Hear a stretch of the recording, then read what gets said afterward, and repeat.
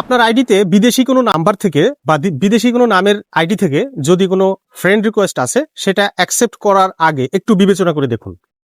কারণ আপনি যদি এরকম বিদেশি কোনো নাম্বার বা বিদেশি কোনো নাম তারা আপনাকে ফ্রেন্ড রিকোয়েস্ট পাঠাইছে, আপনি যদি অ্যাকসেপ্ট করেন, ফলাফল হিসেবে আপনার আইডিতে যে ইনফরমেশনগুলো আছে সেগুলা কিন্তু অনেক সময় হাতিয়ে নিয়ে যেয়ে তারা ক্লোন করে অন্য আইডি তৈরি করে আপনাকে বিভ্রান্তে বা আপনাকে প্রতারিত করতে পারে। এরকম অহরহ কিন্তু ঘটছে যে আপনার একই নামের আইডি, সেখানে সকল ইনফরমেশনই আপনার, বাট আপনার কোনো আত্মীয় স্বজন বা কাউকে মেসেজ করে টাকা ধার চাচ্ছে অথবা ইম্পর্টেন্ট কোনো ডকুমেন্ট চাচ্ছে।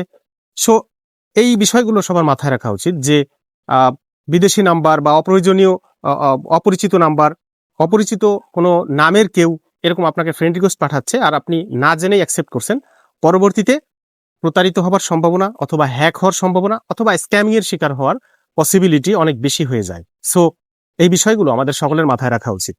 ধন্যবাদ সবাইকে।